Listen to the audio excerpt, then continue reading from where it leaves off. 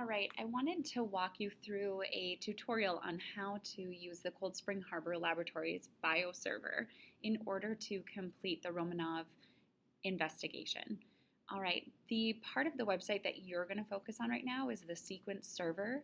Because this is the first time we will have used this site this year, you will need to go ahead and register with a username and password.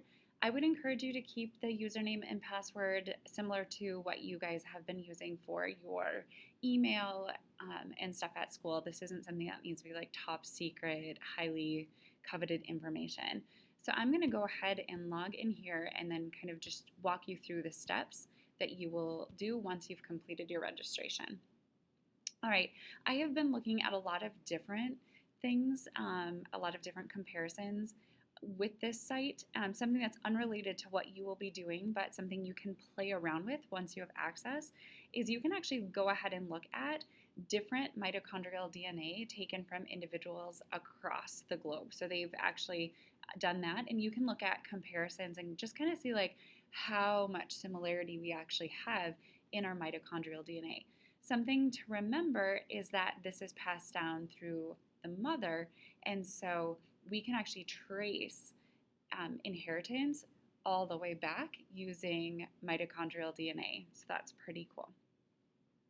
All right, so what you're going to do once you get here is yours will look a lot cleaner than mine, and right next to this "May I get you a sequence" question is this link called Manage Groups. So go ahead and click on that. Now you're going to go over here where it says sequence sources and click on where it says classes, and you can see all of the different information that you could have access to. You want to click on the Romanov family mitochondrial DNA. All right, and I'm actually going to deselect these. This is just something I was looking at earlier. All right, now within this you have lots of options. There were 9 skeletons that were uncovered in that grave found in Siberia in 1991.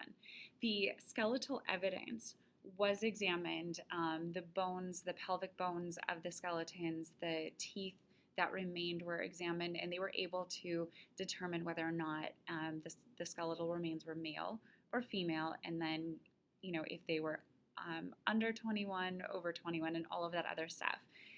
But what you guys are going to be looking at is what the mitochondrial DNA evidence that they were able to gather from the teeth, what that actually looked like. So you'll actually see that for the 9 skeletons that were found. Again, remember that the Tsar and his wife were executed in addition to their 5 children, of which 4 were female and 1 was male. All right, in addition to that, you're going to need to be able to compare these skeletons to living relatives. And so the living relatives that they found was the great nephew of Tsar Nicholas II, and he can be used to compare to the males in the grave to try to determine which of the skeletons were actually the Tsar. Now remember that this is all maternal inheritance, so the father is not going to or should not have the exact same mitochondrial DNA sequences as his wife and his children. So there's going to be a lot of mitochondrial DNA sequence in common because that's just natural across the human mitochondrial DNA genome, but there's going to be differences. And if you have more than one difference in the mitochondrial DNA patterns, you cannot conclude that they are related. All right, the next one that's going to be really beneficial is the great-great-niece of Tsar Nicholas II. Think about how you could use her information to make a link to either the Tsar himself or to the children in his family. Would that be a good connection or comparison to make? And then you also have Prince Philip, who is the Duke of Edinburgh, who was the great-nephew of the Tsarina. I can't say these things correctly. Sorry about that today. And so, again, thinking about how he could be used to connect to the children or to the Tsarina herself. A few other interesting pieces here. Anna Anderson was an individual who claimed to be Anastasia, one of the great kind of legends that came out of the execution is that Anastasia was actually able to escape from execution. And so there were lots of young individuals who came forward over the course of time and claimed to be the lost relative. Anna was the most famous of these. And so they were able to collect, with the innovation of mitochondrial DNA, the ability to analyze the mitochondrial DNA. They were able to, pull evidence from Anna Anderson herself, and then also a relative of this Franziska, and I'm not going to be able to say that last name. And this is actually a Polish factory worker, and that's actually who the Romanov family, the existing Romanov family, believed that Anna was. And so one of the things you're going to have to do is you're going to have to figure out, is Anna's mitochondrial DNA evidence linked to Prince Philip? And if it's linked to Prince Philip, it should then be linked to the skeletons in the grave that were from the Romanov family. Or does Anna Anderson's mitochondrial DNA more match Karl Maucher's DNA? Again, a maternal relative of who the existing Romanov family thought was actual Anna Anderson's actual identity. All right, so in this lesson, I'm just going to walk you through real quick one way that you could do this. So we know that Prince Philip is related to the Tsarina. So any female in the grave that was Romanov should then be connected to this Prince Philip. So let's just go ahead and click skeleton 3, skeleton 5, 7, and 9. Again, remember that it wasn't just the Romanov family that was murdered. There were also 4 of the servants that were murdered along that time, and there were 9 individuals in that grave. So there are going to be potentially some individuals that existed in that grave that were not Romanov members.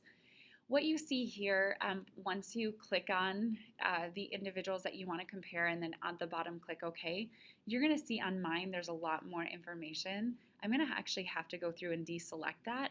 This happens anytime that you have logged in and you've started to really analyze stuff. It saves all your information for you. You won't have that when you first start. All right, so here are the skeletons of the 4 females that were in the grave and Prince Philip. And I'm going to go ahead and click up here, this compare. And that's actually going to allow me to see the mitochondrial DNA sequence. It's going to give me 380 base pairs. What's really awesome too about this is that you can either print this alignment, so you could actually print a physical copy of this, or you could screenshot these alignments and actually include that in your lab report. Either way, it's really nice to have that evidence. All right, one of the reasons why we want to look at a large chunk of the sequence is that for much of these portions of DNA, we're all going to match, regardless of whether or not we're actually related. Large portions of these sequences will actually match. So what we're looking for is what is called a mismatch, a location in the genome where the DNA isn't the same. And so we can look at the first 75 nucleotides, and we notice that the first 75 nucleotides are actually the same for all 4. If we only looked at those first 75, we would conclude that all of the females in the grave were Romanovs. And whether or not that's true, we'll determine here in a moment. All right, so if we are looking at the sequence where we're kind of getting into 100, up to the 100th nucleotide, we can see that this is a mismatch for skeleton 9. So Prince Philip, who we know is a relative, a direct, relative of the Tsarina, we notice that he is actually an exact match so far for skeletons 3, 5, and 7, but a mismatch happens on skeleton 9. Now, there's only one mismatch there. In a forensic investigation, if there is a single mismatch, and that's it, like everything else matches, they now have to say that, they can't exclude that data, but it's inconclusive if there's only one mismatch. If it's a perfect match, so like every single nucleotide sequence matches exactly to what they're finding, then they can conclude positively that they have a match. If there's more than one mismatch, then they can exclude that individual as matching the data. All right, so we have one mismatch. As we continue to look through here, there's a whole bunch of everything being the same. Again, the reason why we want to look at the entire portion of this coding or of this region is we want to look for multiple mismatches. All right, and as we go through, then we see that there's another mismatch here, and again, it's a mismatch on skeleton 9, and we can look here, it's a mismatch on skeleton 9, where everything else is the same. So from this comparison, the comparison of Prince Philip to the female skeletons, one would be able to draw a very strong conclusion that skeleton 9 was not Romanov. Now, I'd have to go back through and I'd have to really look at whether or not there was exact matches in skeletons 3, 5, and 7. But that's really what I want you guys to be doing. I want you guys to be looking for matches and mismatches between the evidence that you have available. I'm going to go back here really quick and just make sure that we're clear on that. All right, and again, here's all your options. The goal of this activity is for you guys to really just be looking at, mitochondrial DNA sequences and really determining which skeletons in that mass grave were actually Romanov family, and then also to exclude skeletons from being Romanov family, like which ones might have been the servants or the people that were working for the royal family. In addition to that, I want you to try to figure out if you can determine or identify which of the male skeletons was actually the Tsar. Okay, see if you can figure out who was Nicholas II. All right, and the last thing I want you guys to figure out in this activity is the Anna Anderson mystery. Is there enough mitochondrial DNA evidence to support her claims of being the lost Anastasia, or is there evidence to support what the Romanov family thought, and that she was actually that Polish worker who had some mental health issues going on in her life? All right, as you're working through this, again, I know this is the first time you're really digging through that much mitochondrial DNA and that much sequencing. Please feel free to reach out to me as you guys have questions. Or if you're not quite sure how to write the conclusion, again, send your questions my way. Good luck, guys. This is going to be kind of a cool thing for you guys to see how mitochondrial DNA evidence can be used to solve these mysteries from long ago.